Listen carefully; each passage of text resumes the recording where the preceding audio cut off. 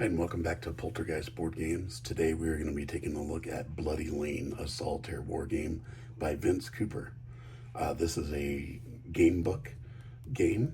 I was lucky enough to be able to play test this game. It's a lot of fun.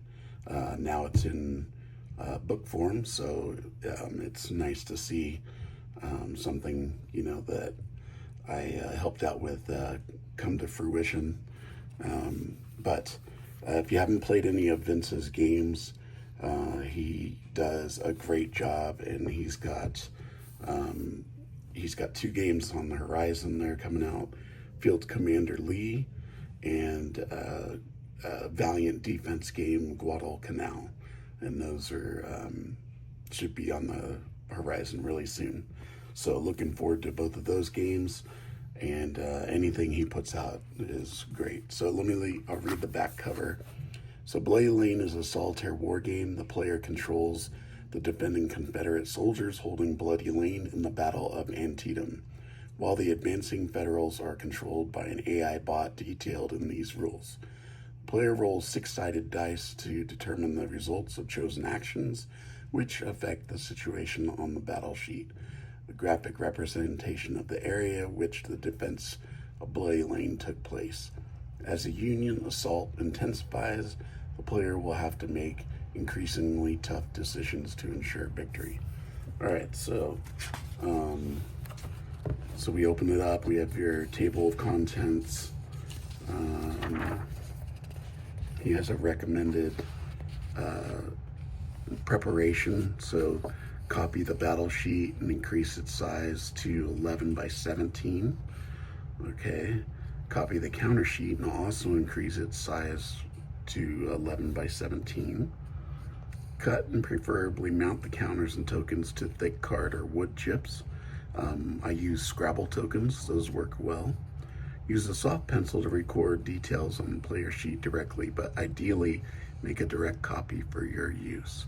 So I haven't, I printed the stuff, but I haven't done the 11 by 17. I don't have that kind of paper or cardstock. So what I did was I printed, here's the counters and tokens, which, are fine. They're, normal size. Here's the battle sheet.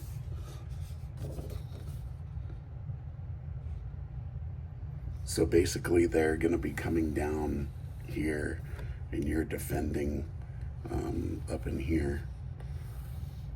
And then you have a supply line that comes across here. And then your battle sheet. So this is what you're going to record stuff on with your pencil. These are printed on regular just paper. There's also, they're included in the book. All this stuff is included in the book, but I like to print this stuff out. That way I don't ruin the book. So he's got historical background.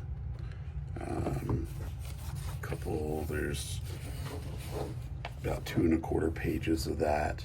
Object of the game, player introduction and summary. You've got components, dice. Then it goes over the player sheet. It has lots of examples here.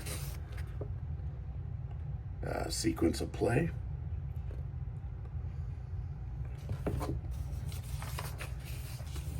And then it talks about attack tracks, the positions of them coming down the tracks, range modifiers, your mini ball box. That's what you reload your ammo with, your supply line. So that's how you're going to be sending your reinforcements and your ammo go across the supply line, across the bottom. Confederate artillery. So your artillery, you can have the option to fire or not. It's pretty tough to use the artillery to try to hit. When it hits, it's really good, and when it doesn't, it's pretty depressing. But and then you have this is your artillery that you're facing. They're shooting at you, and they can take out your supply line. So you got to be careful when you're sending supplies across. because sometimes those can take out the supplies. You have an officer box. Snipers can take out officers. So once that happens, then you start losing things. Counters and tokens, union counters, just talks about that. Supply tokens, officer tokens, just goes over the different tokens. There's smoke, crouch, you can crouch and fire, pre-game, playing the game, so it goes into detail of extensive detail of each thing.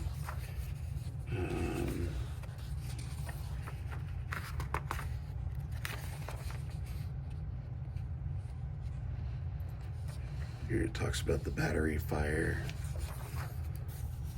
supply line, what happens when it gets attacked. You have events that you do. There's Union events and Confederate events.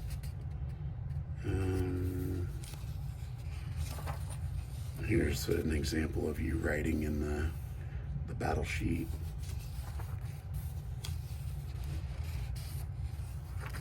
And it talks about movement, how the counters move down the tracks. Lots of examples, which is really nice. Remove exposed token, Confederate action phase. So it goes into the Confederates' turn. The end of turn phase. And then it goes over the victory and defeat. So if you if your line gets broken, you get defeated. It's really hard to keep that line stable. But here's player aid.